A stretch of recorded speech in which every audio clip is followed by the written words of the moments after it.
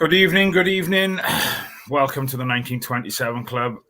My name is Matthew and I'm joined by my co-host, Mr. Rhys David Evans. Good evening, my friend. How are we? Frustrated, annoyed, angry. Take your pick. Yes, it's another bitter pill to swallow, I think, especially after, such a good first half.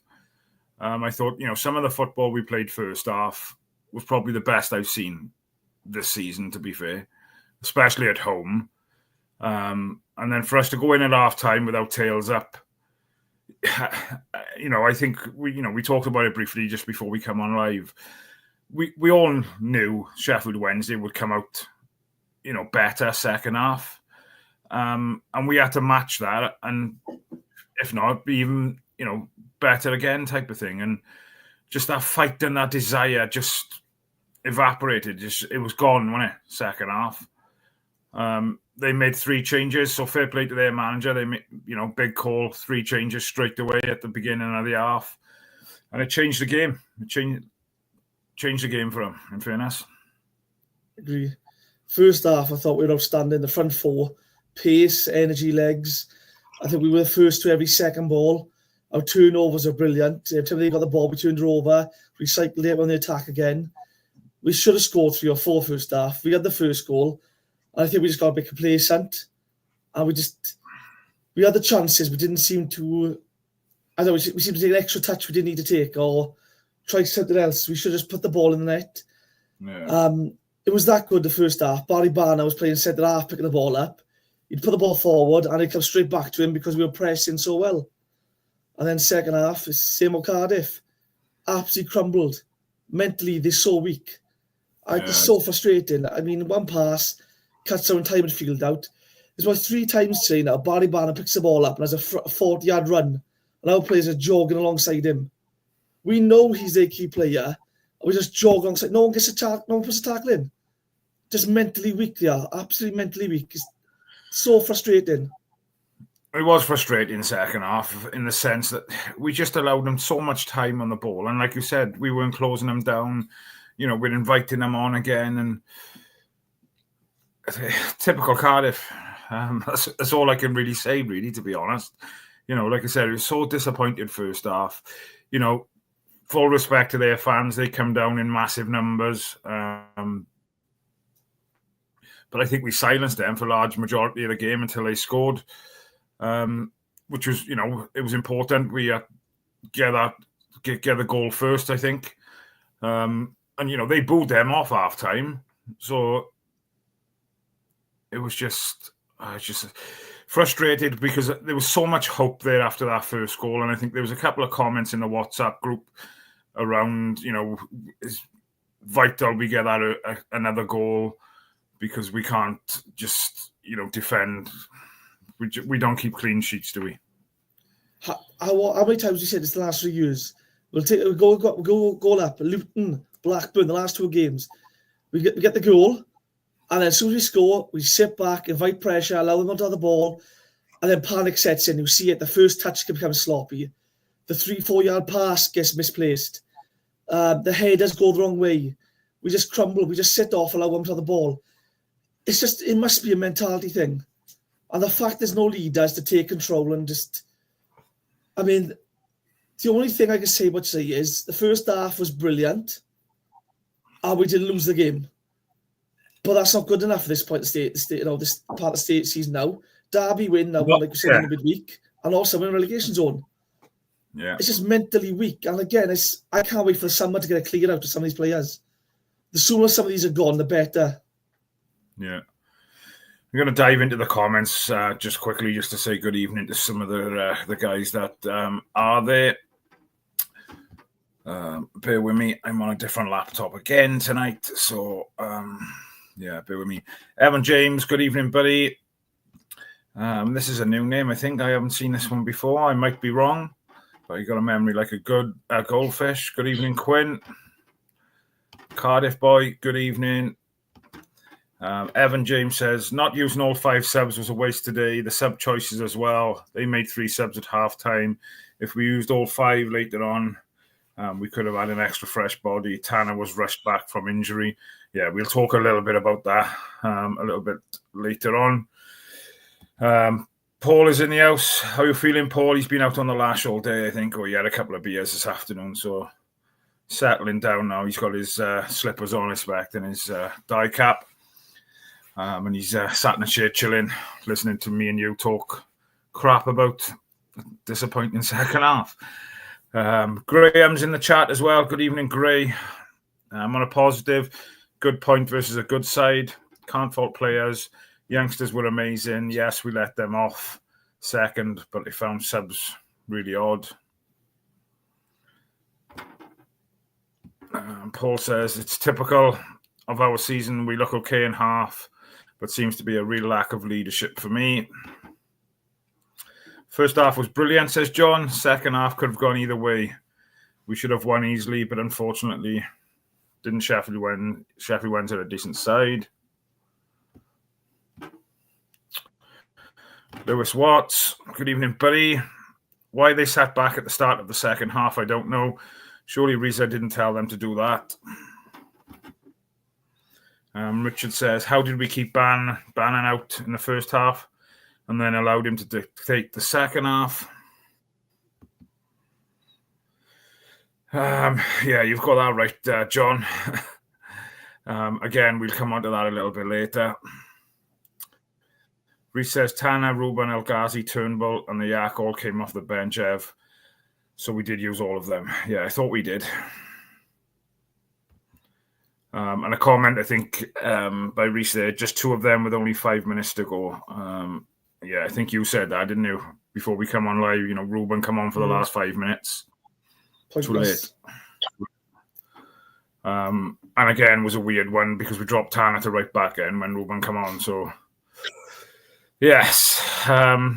So let's talk a little bit about the start inside then. And obviously, I don't know, obviously you were travelling up in the car and I'm always looking at my phone bang on 2:00 waiting for that announcement.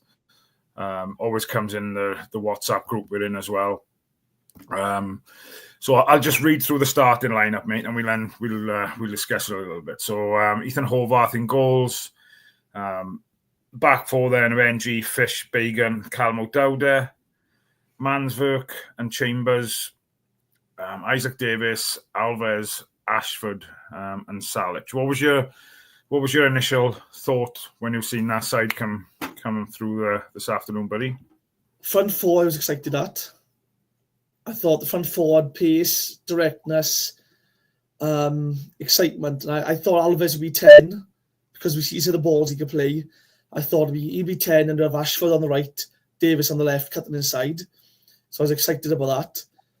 The midfield, I wasn't disappointed to see Chambers and Mansverk together. I just thought we'd see one of them and then a Robertson / Turnbull. A bit more tack in there. But other than that, I just thought it was kind of expected the rest of the lineup was, I thought.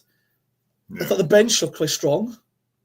There's 1 or 2 weak points in the bench, but I thought that it looked quite strong.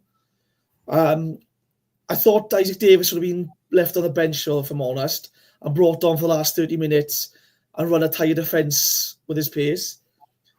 He did, when he went off, I stood up and applauded him. I thought he worked his socks off in fairness. Great goal, great finish with his left foot as well. Yeah. But he looked absolutely shattered, didn't he? Outstanding trade mind on the wing. I thought he was absolutely brilliant. The amount of times the ball went to him, he kept it neat, kept it tidy, didn't lose the ball, passed it on. The right choices, making runs, trying to beat his the man on the shoulder. I thought he was outstanding today. I just thought Alves would have been 10 and Ashford would have been the other wing. But I thought Alves as well, the other side was brilliant as well. I think second half he was a bit quiet. But other than that, the first half was brilliant. I thought the front four, not only were they brilliant with the ball, but they were the trigger point for the press, which meant Sheffield Wednesday couldn't handle it the first half. They just kept losing the ball and the turnovers were brilliant. We were first to every second ball with the pace. I thought we made them look so bad the first half. We were so comfortable. How we didn't score second or third, it was just frustrating, though. Yeah. Talking about mentality then, right? Obviously, we've got a couple of, young homegrown players in our side, the likes of Isaac Davis, Cian Ashford, who I thought was outstanding as well today, especially first half, playing in a probably an unfamiliar role in the sense that he hasn't really played much there, has he? In that, in behind Salic. I thought he was outstanding again, worked his socks off. But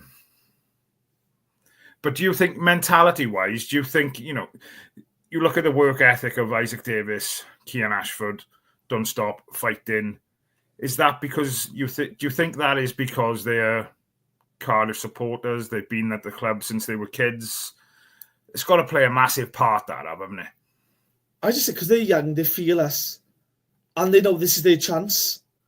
I don't know, nothing against Chambers. I'm not picking out Chambers now, but let's be honest. He knows he's starting 95% of every game. Let's be honest. He was pissed poor at the start of the season. He was garbage in defence. He knew he was starting regardless. Ashford might have one mistake. He's dropped for 2 games. Isaac Davis might have a bad game. He'll get dropped. But the lads at the back, Gutas was shocking the last few weeks. He wasn't dropped. So a lot of them, I think, the weakest ones there know they're playing regardless. The youngsters, I think they got a point to prove. So I think we see more from them. And it's just so frustrating. I think they're so weak, though. I think the youngsters were brilliant. They were the trigger point of the press. They were energetic, closing down. But behind them, there was just no support behind them. I think that's where we were let down today. I thought Turnbull had something to prove, and I think he looked good with Turnbull. Come on. I think he had a bit between his teeth today. Yeah. He wanted it. But other than that, El Ghazi, I think he's happy to pick his paycheck up, to be honest, too. He can't wait till he goes. I think he was absolutely gash. Tana looked way off it. I think the biggest shock for me was, what has he done in training that tells Rhys that he's ready to come on for minutes today? Because he was well off it today. I thought he was absolutely shocking. I thought he only done one contact session, and I'm sure. And I haven't listened to the old press conference, and perhaps I should have, but I'm sure it was only towards the end of this week that he done his first contact session. Now, I'm not being funny. Well, I am being funny because we got the right to say it. It's my opinion. I'm not slating Tana because, again, he's been brilliant for us. But the boy's been out for, what's he been out for? 3-4 months, maybe? Maybe not that long. Since January, the Swans again. To check him in there. Yeah, to check him back in there today, I just thought he was suicide, to be honest. And he looked as if he was struggling as well. I'm not putting any sort of blame on Tana because, let's be honest, it's not his fault he's not ready. He's coming back with fitness. Rhys has to take some responsibility for this because he should know that this player now is not going to be ready. He could have put Ashford out down a wide and put Ruben on instead. He had mate day. He could have mate day wide right, if needed on the left. You had other options he could have used. I just thought it was a poor decision all round. He could have bought Darland on, put Bagan left back, put Dowd left wing, and then if you had Alves or Ashford, put them on the other wing. He didn't need to bring Tanner on. Yeah. And I think you can see that because all of a sudden the panic set in, they dropped the right back in. And I think the penny dropped for the manager. He realised he wasn't ready. Yeah. I don't blame him. I do blame the management team for that. I think the subs today were very poor today. I think the substitutions, the timings, and the players that came on for who went off was very poor, I thought. Yeah.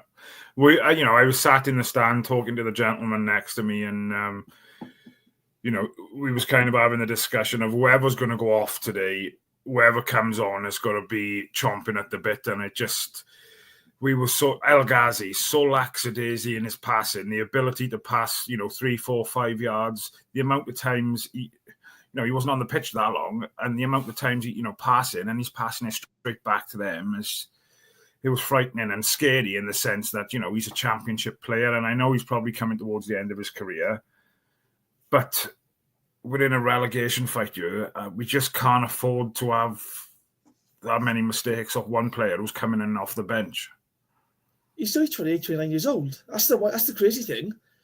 I mean, he looked... Yeah, well, he's coming to his end of his career at Cardiff, I think. Oh, great. Honestly, what a poor signing this turned out to be. At the end of the game, he beats 2 guys and he scuffs a shot or the pass is on. Now, I've always been called for players to take a shot, but let's be honest, he's not exactly the most confident. He missed he scored a goal at the start earlier this season from like 2 yards out, which he missed completely at the time. So I don't trust him to shoot from 10 yards. So, again, what a shocking performance by him. I mean, what does he do in training to get he gets these minutes? I have no idea. I'd rather put one of the youngsters on instead of him from the under-21s. I'd much rather. It's so frustrating to watch, honestly. Going to dive back into the comments, but I'm going to allow your blood pressure to go down a little bit when I dive into the comments. So there's another new name I'm recognising tonight. I'm more convinced tonight than ever before that Rhys hasn't got it in him to get us out of this. He's not a leader. We have no leadership on the pitch. We can't dog it out. Certain aspects of that I agree with. Some aspects of it I don't. I think he needs more. He needs more support around him, I think. And I'm not having a go at Richard Shaw. I'm not having a go at Darren Purse because I think what they've done previously for us is fantastic. But I think he needs somebody around him with much more experience in the managerial kind of setup, whether that be a director above him or a stronger person on his shoulder come match day. Because like I said, I think we're struggling with the substitutions, the timings. I don't know if you agree with any of that, what I've just said and the comment that's on the screen. But that's what I feel. I'm confident Rhys, like the way we set up today was exciting. We played brilliant football first half. He's an attacking manager. He's come into the side and said, from the start, really, he wants to play an attacking brand of football, which we did for 45 minutes. And then the second half is back to playing under bullet for me. That's my opinion and my opinion only. What's your thoughts on some of the garbage I've just spouted out? Well, I think this has been going on since before bullet. I think the last 4 or 5 managers, we've seen the same thing. We'll go goal up, we'll crumble, sit back, invite pressure, allow teams have the ball and concede. It's been on for too long now, Rav. After Warnock left, we lost likes of Morrison, Bamba, Peltier, Gunnarsson. We never brought leaders in. We've not brought any leaders in. It's clear to see on the pitch. Let's be honest, it's absolutely clear. That's just been the biggest problem we've had. I mean, we're playing players at the position because they not good enough in their own position. No offence, right? Chambers isn't good enough to play centre half. He's better in midfield. Rina Morta has been our best right back. He's a midfielder. O'Dowd has been our best left back. He's a winger. We got players playing out of position because the players we have got for their positions aren't good enough. I mean, the last 2 or 3 windows, let's be honest, have been shockingly bad. We had a decent January, to be fair. We brought 3 players in. We lost CEO, and I think that's a bigger loss off the field than on the field. I just think it's absolute weak mentality. There's clearly a lack. We need more staff there because we got, Rhys, Shaw, Purse and Ramazat, 4 staff members. Again, they're all inexperienced. Rhys' first game was, I think, Bristol City was one of his first games, I think, when he was away. It wasn't his first, it might be his second or third. We were 2-up, 60 minutes into the game, he takes the strikers off, brings more defenders on. Way too early, you can see that, we can see it. We all say, he's inexperienced, he needs more experience. It's been, 4 months later? I'm not blaming him. I think the players need to take some responsibility. We're all blaming the manager every week since he should get sacked. We've seen how the team play when we play his football. It's exciting. But mentally, they're so weak, they just crumble and revert back to the style. And again, we can't, I don't know what to suggest, honestly. Somehow we need to clear out. And there's quite a few of them I'd happily see go in the summer. I'd happily tell them, look, find a club. We don't want a fee. We just want to go out to the building. Just get gone. Talking about, before I go back into the comments, talk about players out of position. Thoughts on Joe Bagan today playing centre half? Fantastic. He's not, to be fair, I wasn't a big fan of him 2 years ago when he was here. I thought he looked weak. I thought positionally he was poor. He scored 2 decent goals, but I wasn't impressed. He went out on loan. He's come back, different player. He looks brilliant, to be fair. He's not let us down once.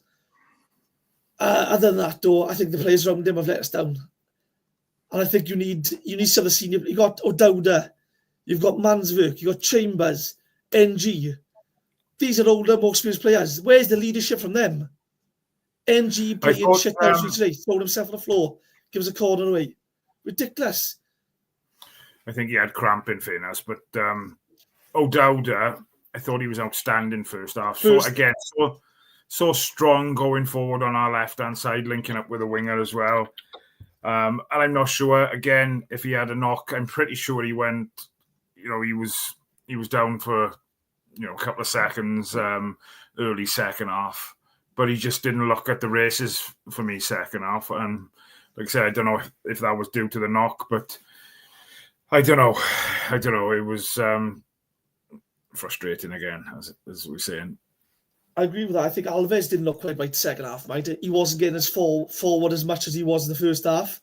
He was playing quite deep on the left wing, he was, and I think he was struggling a bit to get forward, which is why I was surprised he came off for El Ghazi. I would have thought he brought Ruben on and then put Ashford wide and put Ruben 10.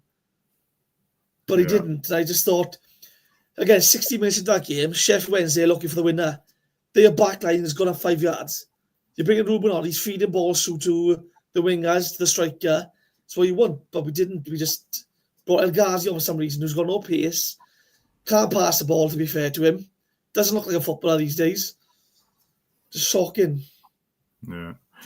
Comment there from Rhys. Look, to be honest, I know Rhys is starting to have many people on his back, but I couldn't imagine many other experienced managers risking it and playing such a young attack front four. It's a good comment, Rhys. Cheers, buddy. To be fair as well, right? No matter who you bring in, no matter what manager you bring in, it's still the same players on that pitch. It's still the same weak mentality on that pitch. It's still the same players making the same mistakes and doing the same things. It doesn't matter who the manager is. The same thing happened to Morrison and Warnock at the end of his time. And Morrison, McCarthy, Harris, we've seen some of the same mistakes. And Bullock, we've seen the same mistakes. It doesn't matter who the manager is. We see the same mistakes happen all the time. It's the players. We've got to replace them. We need to bring in better players. I seen Derby went after a head of recruitment. And I think I read earlier that John Eustace has put a block on it because he's not been impressed with the players they brought in. That says it all. Other clubs are basically saying, look, this guy's done a shit job at Cardiff. We don't want him. We need to replace that guy for starters. Yeah. Jonathan says, is it wrong I'm more positive when Matty comes on than I am when El Ghazi comes on? Says it all.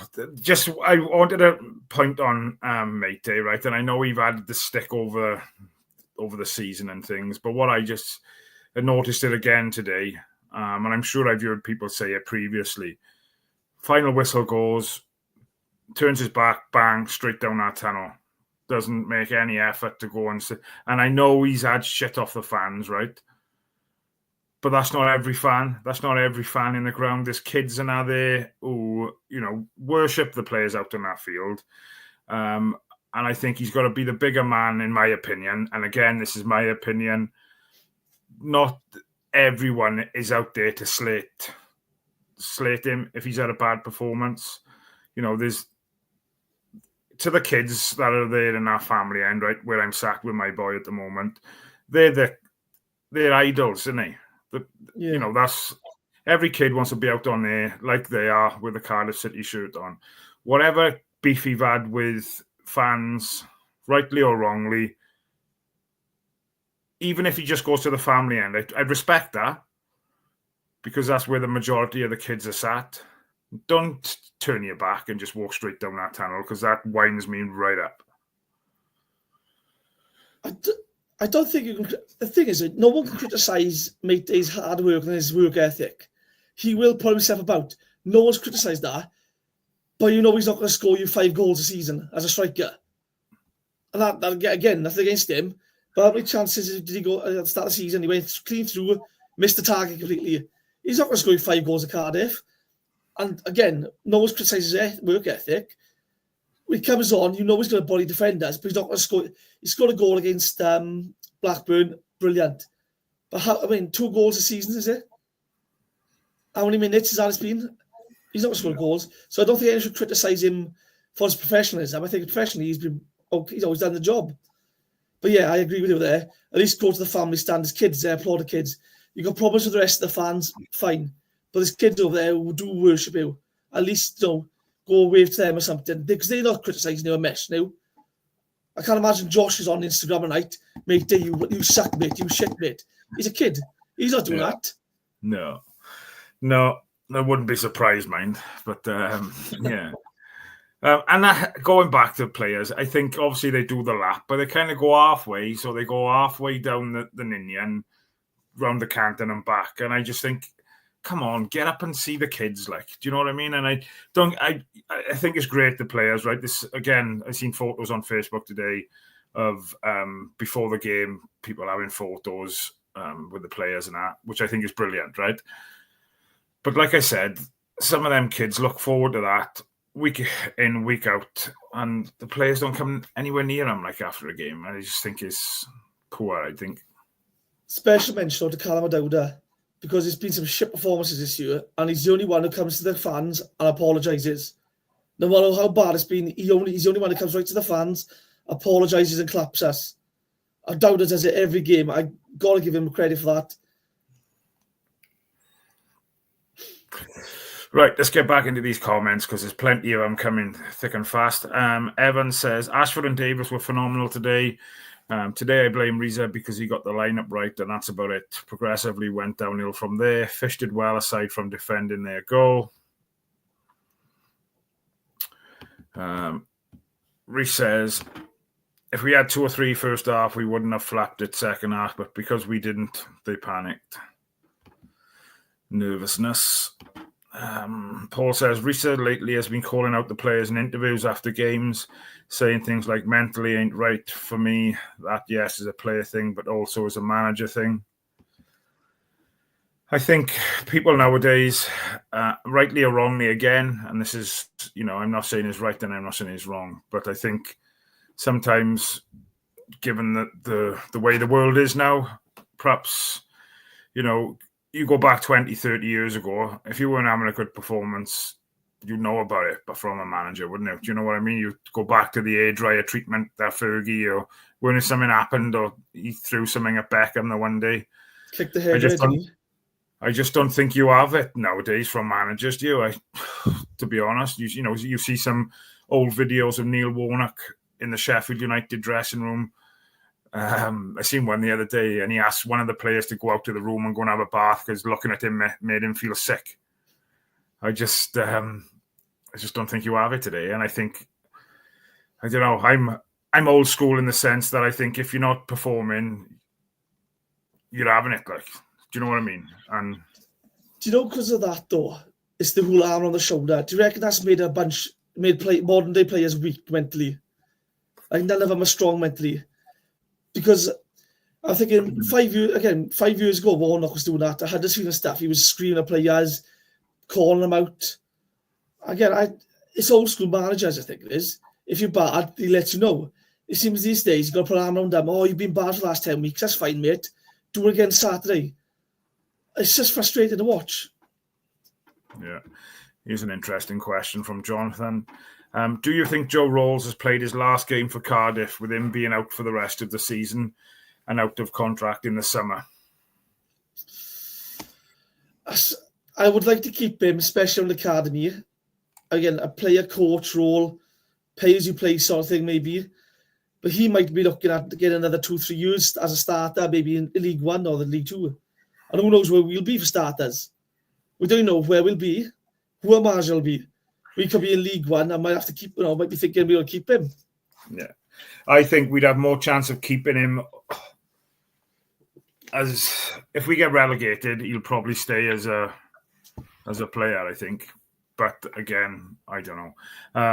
I think he's done enough for us historically and over the years to warrant a place wherever we end up finishing, to be honest. If we manage to stay up, like you said, to use some of his experience and stuff in and around the club, I think would be massively important. As a club, I don't think that's something we've done enough of over the years. So, it goes hand in hand with Ramsey, because obviously he's out for the season as well. But, I would be looking to offer them both this, similar kind of deal, really. Whether that's pay as you play, with thing of, working with the youngsters within the club, whether, whatever age range that is. For some of the experience they've got, they've got to be able to pass that on, haven't they? I think my biggest frustration with Rolls, right, was he's someone who can pass a ball. He's technically very good. And I always thought he would develop into a Barry Barnum kind of player. He picked the ball up, dictate play. He never sort of progressed past where he's at now. I mean, it's been the same sort of player for the last 5 years. He's never really gone past that point, So I'm a bit disappointed with him. But again, we know the club don't want to go out and get coaches in. Why not give him a first-team coach role if you don't have him in the academy? Get him working players. Again, we need all the coaches we can get. It's just one of those, we've got to keep players like that. I mean, they've got Rambo to contract, Rolls now. I mean, it's worrying times at the club. It's really worrying. 125th year and look at the state the club is in.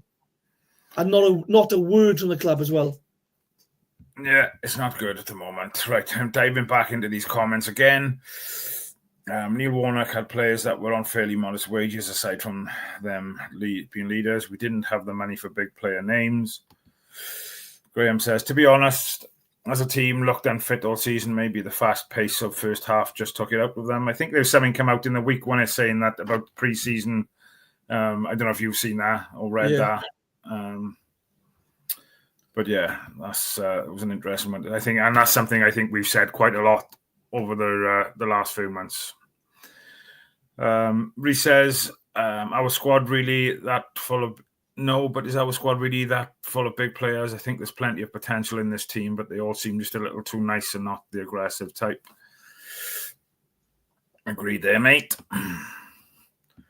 Jonathan Davis says, El Ghazi plays like he's older than Bannon. The amount of times he drifts offside is so frustrating as well. I mean, come on. He's a professional footballer. He didn't today. Once or twice he drifted offside, but then sort of dropped back a yard or two, he did. But again, he's there on the wing, right? He can see the line. What's he still doing offside? Just drop back a yard. Yeah. Rhys says, if Neil Warner came in, for example, it would put Godas back in. The Yak would be back starting all the dogs of war, and I'm not sure we are suited to play that way. Holton says, the club get what it deserves and we will go down. Fans don't deserve this ownership. It's a circus. El Ghazi shows Risa reruns of his Villa days.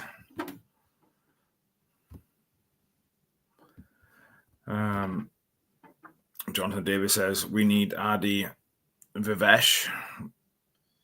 He was the Coventry number 2 he was with Mark Robbins. He was the one who had him playing good football stuff, and when he left, it all went pear-shaped for Robbins, it did.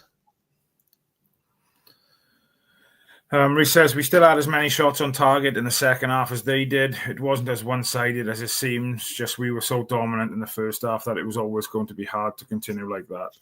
Yeah, and, we had chances second half to go on, and, there was a couple of dodgy calls, I think, from the ref. I don't think he gave us absolutely anything today, to be fair, that he was poor. Yeah. But at the end of the day, you've got to play the ref. We can't...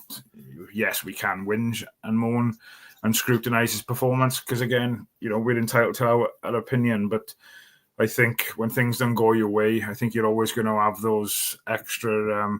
but, yeah, there was a couple of dodgy ones today. And, yeah, I just... I did shout and scream a little bit. But again, I'm not saying about the shots and forget about the shots target. We all know Barry Barnum makes them play. Everything goes to Barry Barnum. But 3 or 4 times he picked the ball up in his own half and on a foot. He had a 40-yard run. No one challenged him. We just jogged alongside him. We allowed him so much time and space in the ball in the second half. Surely one of them must be going, hang on, it's his Barnum here now. We got to get a foot in here. And we didn't. We just jogged alongside him. It's things like that. One pass takes out our midfield. I mean, it's just frustrating to see. And you know what's going to happen as soon as we score. We know we're going to sit back and allow them time on the ball. And we know we concede. We can all see it. They must know it. And we can do it anyway. Teams come to play us now. And they probably say, look, if we concede, don't panic. Because they'll crumble. And then you'll get your goal. Again, we got a team. Again, that must be a common theme. Other teams. If I'm an opposition manager now, how to beat Cardiff is easy. That's a sad thing, that is. It's easy to beat us right now. Yeah. No, I agree. Wanted to touch upon Graham's comment here about our corners. And again, I think it's something we've touched upon already. If not touched upon, I think it's something we discussed before we come on live. I thought delivery of corners was a lot better today. Callum O'Dowda was whipping the ball in. But it just is a mess, isn't it? So static. We stand in one spot and hope the ball lands on our head. There's no movement, really. No runs in the box. They have one corner. You see them. They got like 3 runners at the back post, 2 runners on the penalty spot, and 1 on the front post.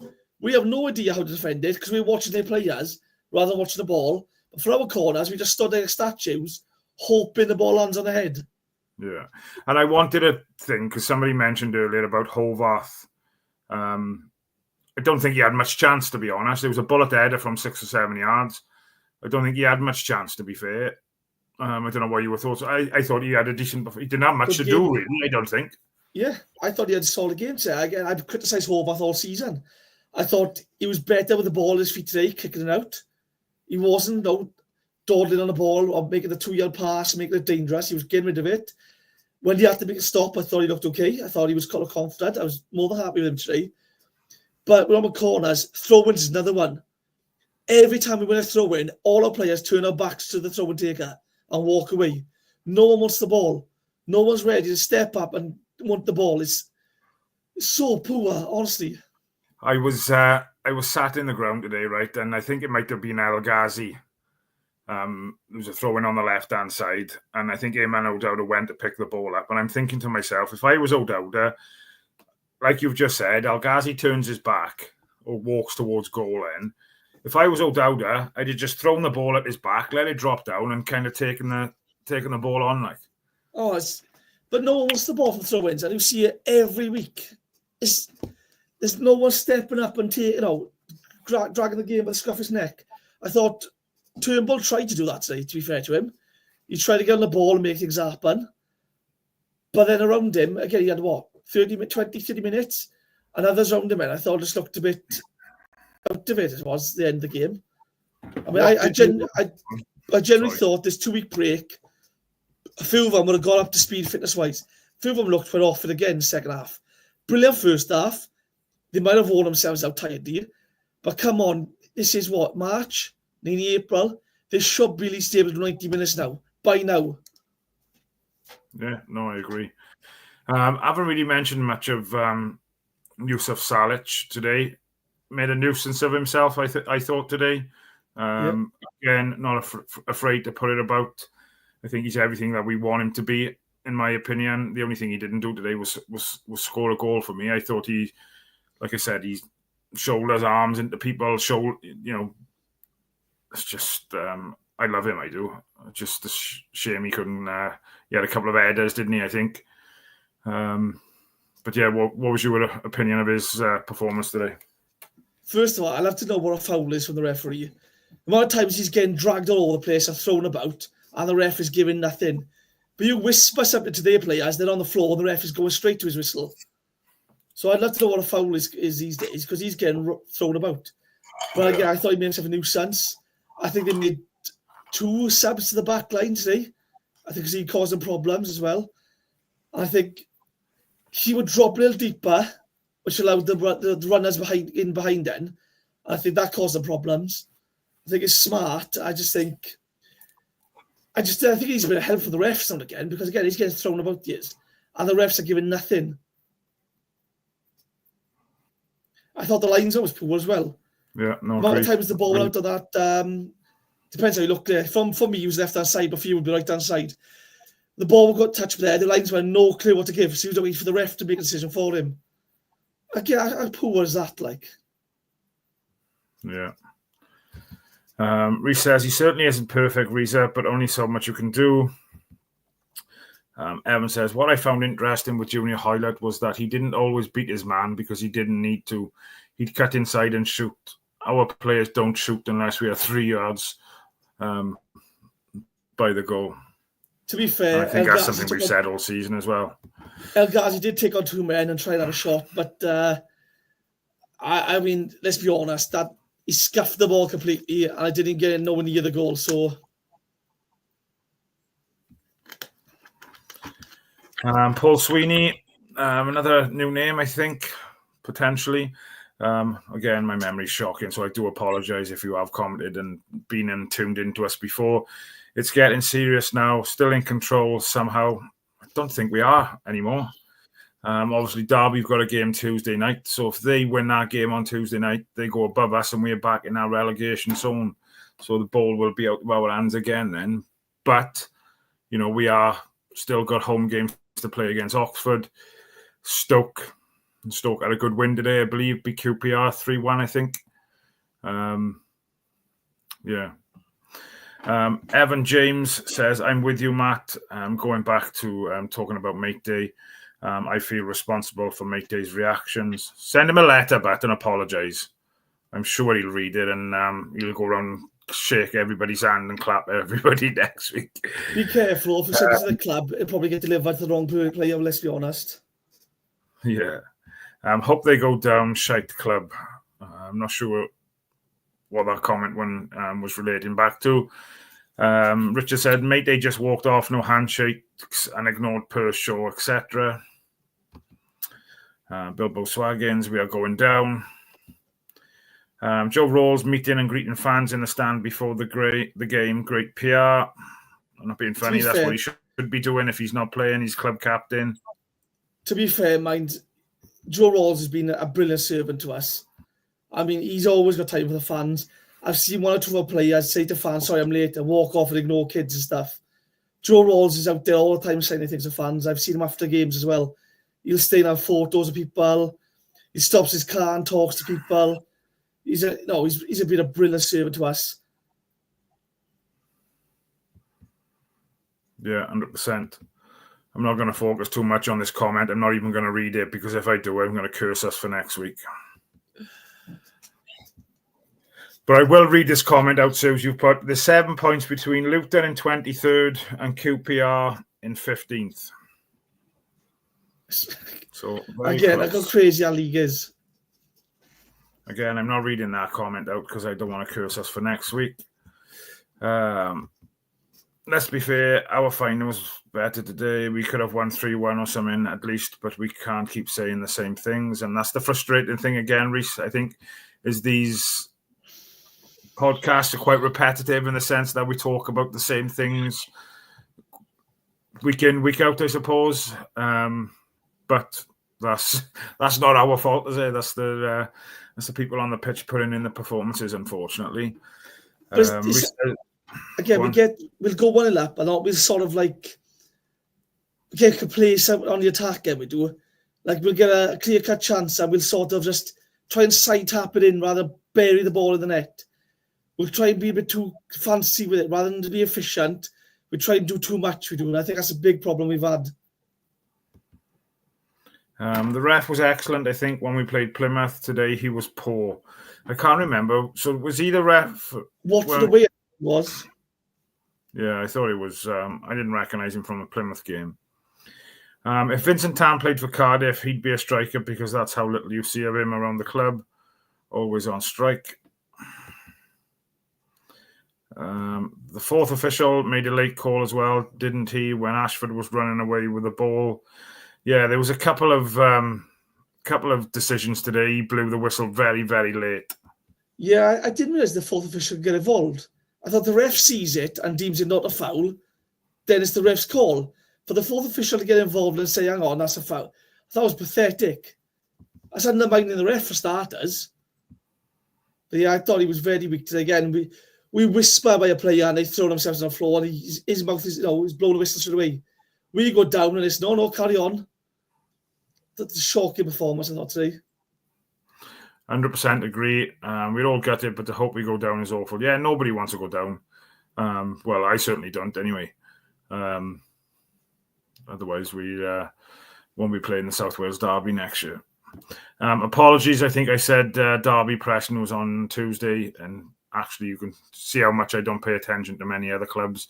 It was actually on Wednesday. Salic was high-fiving fans on his way down the tunnel half-time as well. Seems a good egg, 100%. 100%. Graham says, Derby have got Preston, Burnley, Pompey, Luton, West Brom, Hull and Stoke. Rhys says, no, definitely not on us fans, especially not you guys. Paul says he loves a Rhys on a rant. Mad to think we can still finish 16th or potentially bottom. Again, that's how crazy the league is this year, isn't it? It's so competitive. It's nearly as bonkers as the league. That Mark White's team, Dorking. What is it? Dorking Wanderers. Yeah, I seen that earlier. In that league, I think like the top 7 are within like 2 or 3 points of each other. Yeah, that's wild.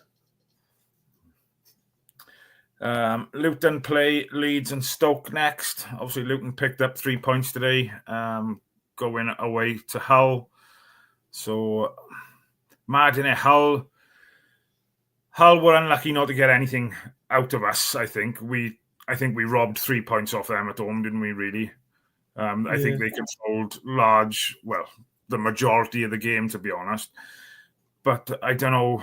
Again, I haven't followed the results, but they seem to be a lot better away from home than what they are at home. Same with most teams right down at the bottom, really, isn't it? I think at home, when you're fighting relegation like we are, it gets toxic really easy. And away from home, it's different. But by the way, they've changed the rules in League One. So the rules have ever been changed to stop teams like Wrexham and Birmingham exploiting the financial fair play down there. Well, so there is more. So I think it was basically you can't spend willy-nilly now. So basically, there was a sponsorship thing. I think it was. You could in League One, League Two, if ownership put in like £10 million worth of funds to the club, you could spend it. So they spent £10 million on that Stansfield, and I think they got around it. So then the EFL have stamped it out, and from next season they've clamped down on it. They actually can no longer do it. Rhys, you're 100% spot on with this comment, mate. Not that I wish for us to go down, but if we did, I can see us struggling down there for a while. I think we'd probably end, if we went down, we'd lose 60-70% of the squad, I would imagine. I can say the same thing, yeah. Let's, on paper, right, we keep O'Dowda because no one's going to buy him. He's just signing a contract. Darlan's going. We'll probably lose Fish, Bagan. You're definitely losing Saleh because he's shown he's a championship striker. We're losing Ashford, Isaac Davis. You lose them. Ruben gets soaked. Probably Joe will come in and get soaked in the January. Chambers will probably be on a high wage. We'll have to offload him. Robertson will be gone. Turnbull will be gone. I mean, let's be honest. We'll be looking at signing J. Rodriguez from Wrexham, or Paul Mullen, and hoping he scores 5 goals. What's happening with him, man? Because he's not playing much, is he? He was injured at the start of the season, and to be fair, I think age just caught up with him. Which is bonkers, really, because they were talking about him playing for Wales last year. Says it all, doesn't it? If the league was decided by goal difference, the bottom 3 would probably be Plymouth, Derby, and us with Stoke and West Brom at the top. Stoke are terrible, but they still only lose by 1 goal a game.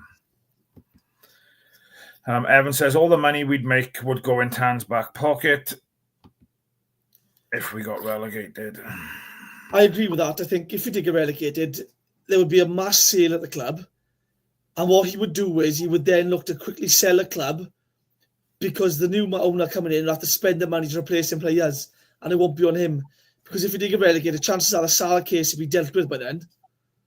I think that would be his point, to go, right, sell everyone we can as quick as we can, get the money, and let's just do a runner and leave it. Yeah. So next up, mate, we've got QPR away next Saturday, I think, 5th of April. QPR, I didn't want to say it, and I'm not going to say it, actually. But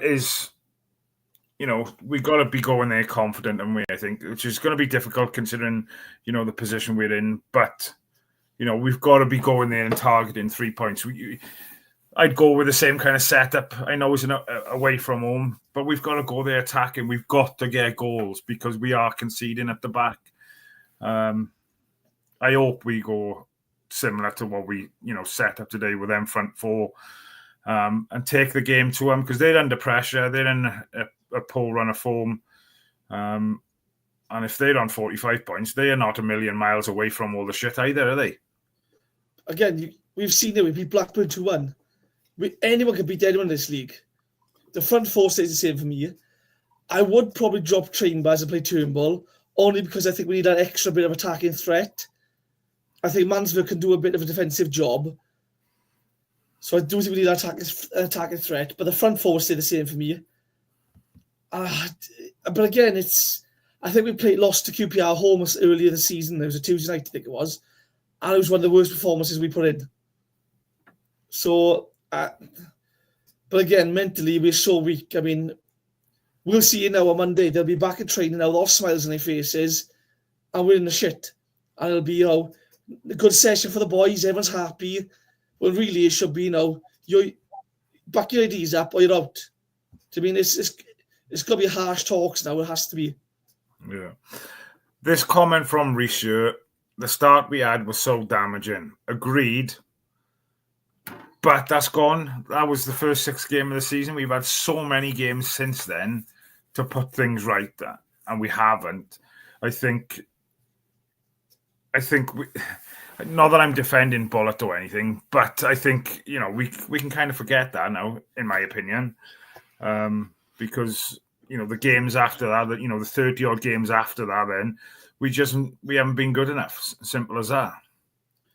Again, forget the managers, right? A manager can do so much. You can pick the side, tell them how to play, right?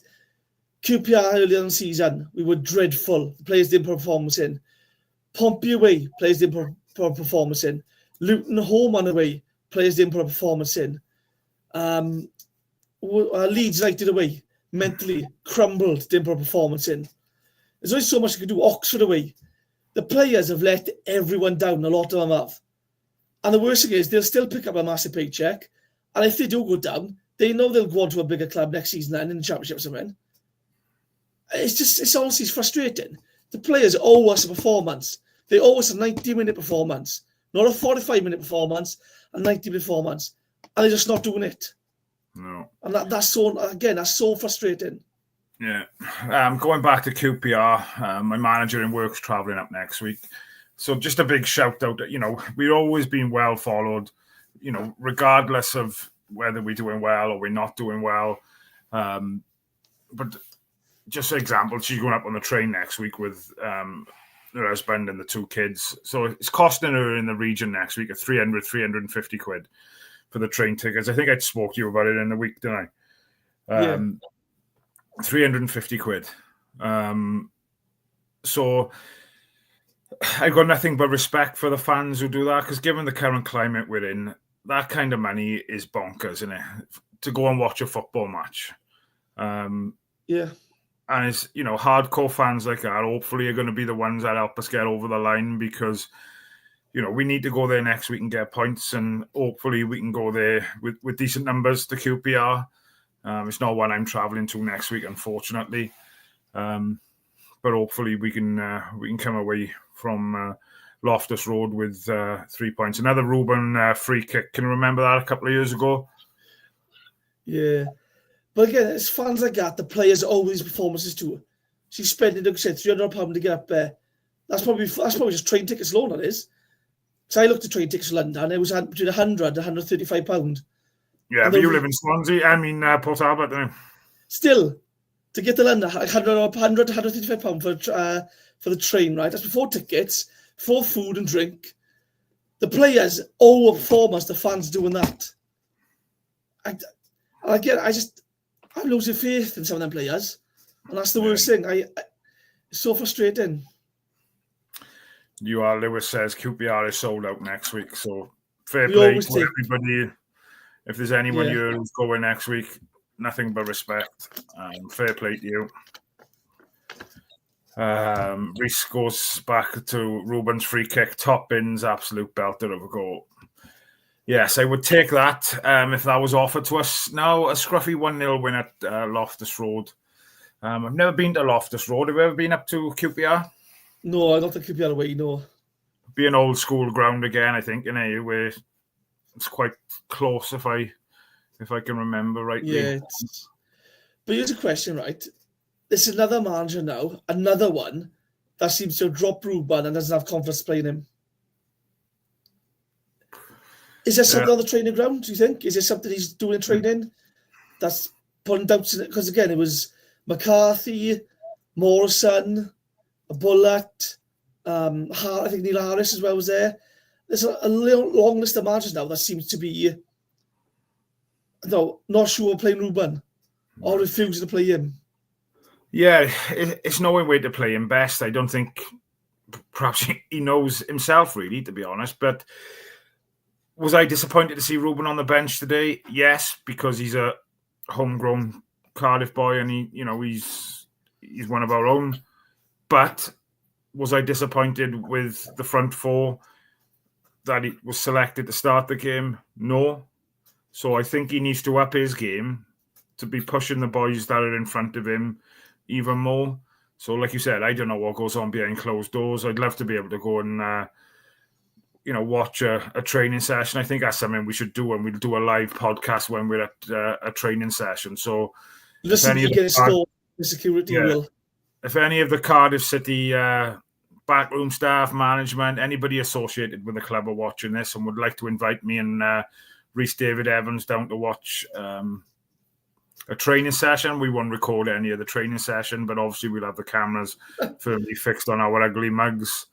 But we'd be more than willing to come down and see what's what. I promise I won't let Rhys loose on the players, maybe for 5 minutes. I would love just a 20-minute talk, a 5-minute talk on the players, because again, right, you see this right in the South Wales derby, right? Swansea bring in fans to come and talk to players. The club should be bringing fans in now to talk to players for the last 7 games, to tell them what this club means to them, to get them up for it. The club don't give a shit, let's be honest. The club couldn't care less. I would love to have a word with some of the players because, again, they have bottled it. I'd probably get escorted up with security and banned. I probably would. I'd lose my temper. I would love to have a discussion with Rhys about tactics and stuff, though, because one thing I've noticed a lot this season, and today I think it was the opposite. Today we did it perfect, but normally we're so narrow, there's no width. But today we had width and pace. I think that's why we were so effective in the first half. But I would love to just chat to them about stuff like that, to find out why we play a certain way, why we do certain things. And I think that game probably would have suited Ruben. If Ruben had started the game today, that would have suited his type of style of football. Obviously, with him coming on, the way the game was going, with 5 minutes to go, don't think he was going to make an impact. And the frustrating thing from me, because I'm a big fan of Ruben Caldwell, I love him, right? But I suppose it's the inconsistency in performances. You look at the Villa game, outstanding. There was comments there about getting picked up and things by bigger clubs again. So we know he's got it in his locker, but for whatever reason, we're not seeing it regular. Whether that's because he's not getting a run in the team, there's players around him, it's not suited to his style of football. But I think if he had started today, perhaps in the midfield, perhaps with Manswerk or whatever, played just in front of him, perhaps, then we'd be having different conversations. But I thought Chambers was decent today. I thought he was strong, but there's always a thing with Chambers that he'll do 3 or 4 good things and then do 2 or 3 bad things as well. I thought the game was called up for Ruben after 60 minutes. They were chasing the winner. They are backline at 5 yards. Again, you get Ruben on a ball, a player comes out of a position to close Ruben down. You've got pace either side of him, man. He's feeding balls through to him. I mean, he can feed a ball through the lines. We got runners on the end of it then. I thought he would have been brilliant for 60 minutes coming on. I thought he should come on before El Ghazi. If you're taking Alves off, put Ashford White, put Ruben 10. Again, why was Tanner coming on? Again, it's just things I would love to be able to ask the manager. Yeah. Here's a question for you from Evan. Do you think the players trust Rhys? Because if I came in to manage, as good of a motivator I am, every player would be talking about me behind my back. Rhys hasn't got any valuable experience. put that aside, I thought when he came in right at the very beginning, they absolutely loved him, didn't they? Because when it was up in the air about who's going to be manager, is he staying, is he going? I think it was quite evident that they all loved him. They all wanted him to get the job. But is that the same now? I'm not sure. If you asked the players now, I would imagine they'll come out and they would support him and things, and that's what you would like to think. But yes, I think he's I like Rhys. I just think he's still learning. But unfortunately, we're in a position where he needs to learn quickly. Because if he doesn't, it's going to cost the club, a place in the Championship. Simple as that. It's a good point if you think about it, because all the youngsters have impressed this season. All the youngsters have, I think, flourished under his sort of attacking football. It's the senior players who have let him down time and time again. So maybe I wonder what be surprised if the senior players are questioning behind his back. Oh, he's not managed before and stuff. Because some of the performances of those senior players have been shocking. It's a very good point, that is. Very good point. Right, I'm going to read through some more of the comments before we start wrapping up, guys. Lots of you in tonight. Loads of people watching live, so thank you very much. There's been loads of comments as well. We have tried to go through as many as possible. If I haven't been able to read your comments out, I apologise. I have tried to pull them up on the screen as me and Rhys have been talking. Just before we dip back into the comments, if there's anything else you want us to cover before we go, put them in the comments now, because the next time I go into one will be the last. But just a quick push for members. At the bottom of the screen, you can see there's some information there. If you wanted to become a member to support the channel, you can do by accessing Cardiff City World on YouTube and following the information there. Or you can also do it via Ace Podcast Nation /Patreon. And for the price of a cup of coffee a month, you can help support the channel, which allows Sai to create Cardiff City content for the fans, by the fans, 7 days a week. I think I seen a post this morning regarding the Glen Loovens night on April the 25th at Splott Cons in Cardiff, another event that Sai has put on with Jordan at Splott Cons. It'll be another good night. I can't believe there's still tickets left. I don't think there's very many left. So if anybody does want tickets, please get in touch with myself. You can message Rhys, Sai, Rob, Jordan Barrett is on Facebook. Most someone know who Rob is probably because they've not seen him for so long.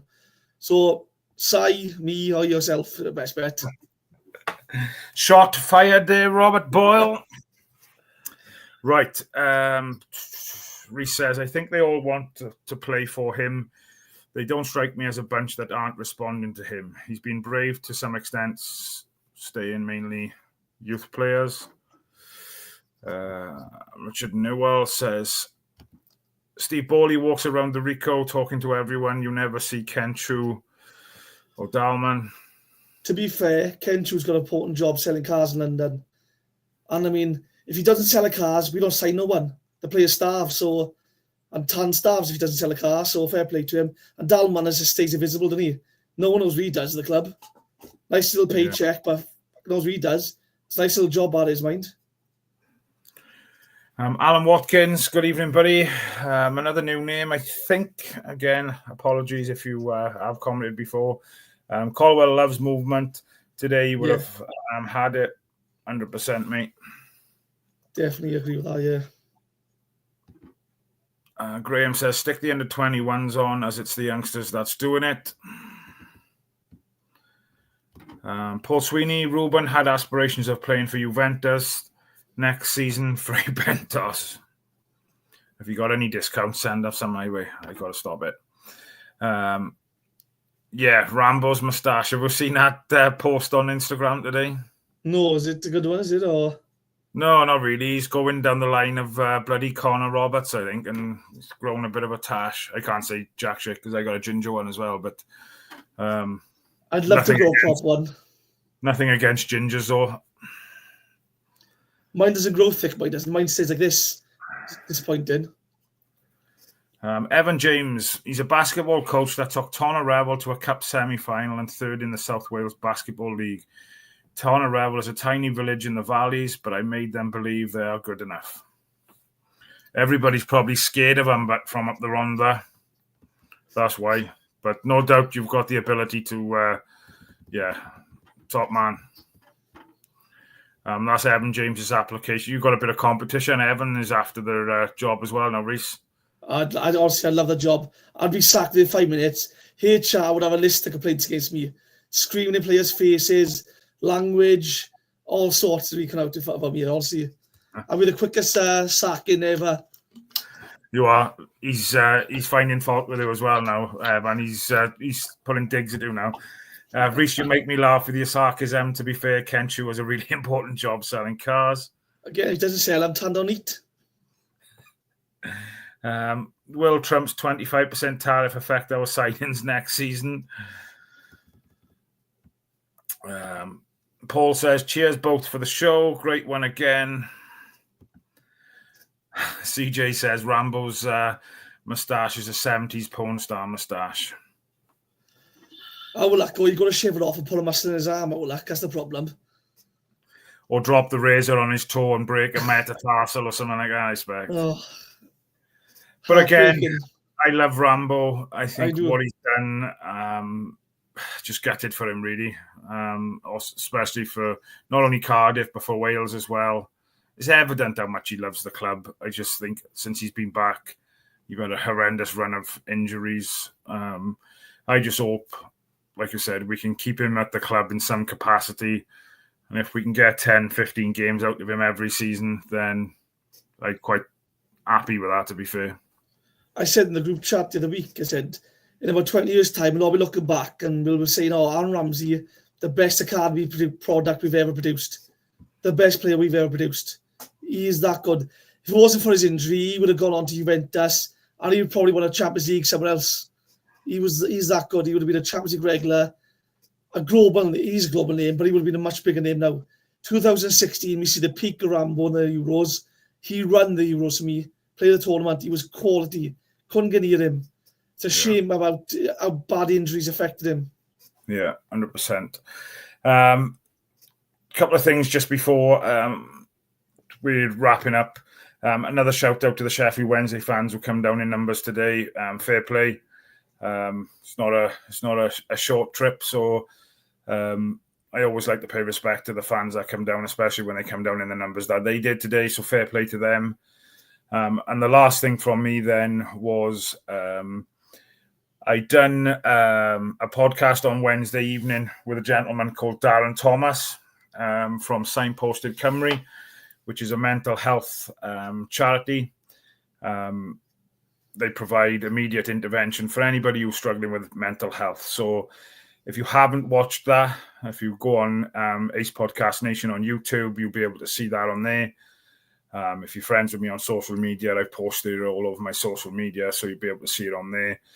But I've become good friends with Darren over the last couple of years. And, conversations prior to Wednesday happening was that we was going to try and promote this charity as much as we can through the 1927 club and Cardiff City World on a Saturday.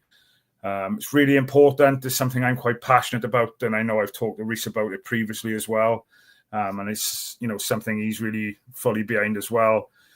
We've been lucky enough, one of our members have reached out to Darren. I'm not going to mention names. I don't imagine he'd mind if I did anyway, but one of our members have already reached out to Darren after the show on Wednesday, and he's having counselling starting on Monday, I believe, or he's having a phone call to discuss about the counselling on Monday. So really important, and it's something I'll mention now more Saturdays going forward. If there's things that we can do as a community to help support that brilliant charity, then we will do. But it was a great show.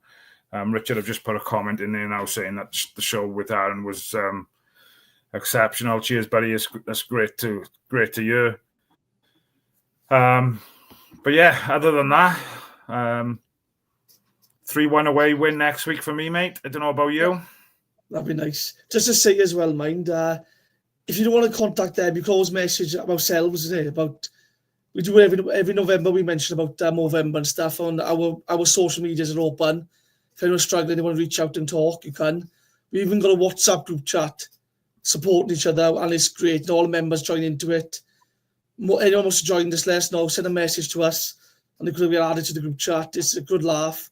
And again, it's not just fun stuff or banter. It's supporting each other as well, isn't it? So if anyone does want to get joined into it. I'm going to try and get the banner up. Bear with me. For the Cardiff. And the good thing is as well, it's not just men in our group chat, it's also women in the group chat as well.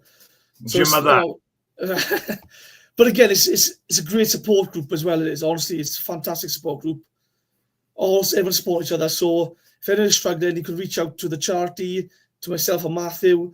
Again, if you want to join our group chat, just send us a message asking. We can add it to the group chat. More than happy, honestly. So at the bottom of the screen there, you can see the contact details for Signposted Cymru. Brilliant charity. Darren's a top man, top bloke.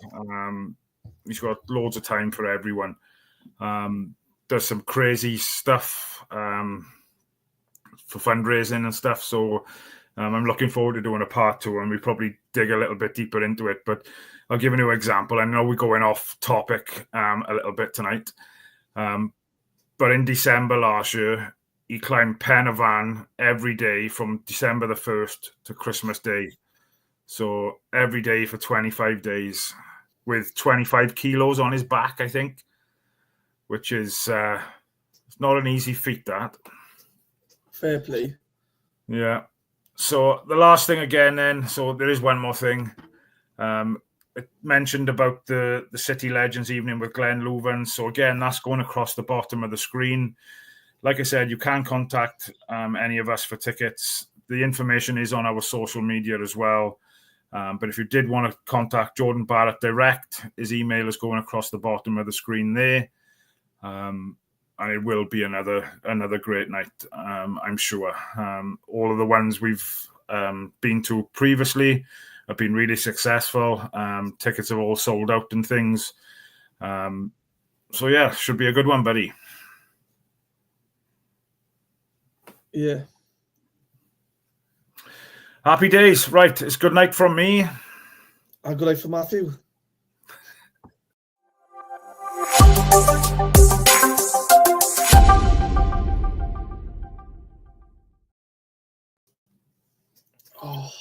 Top man.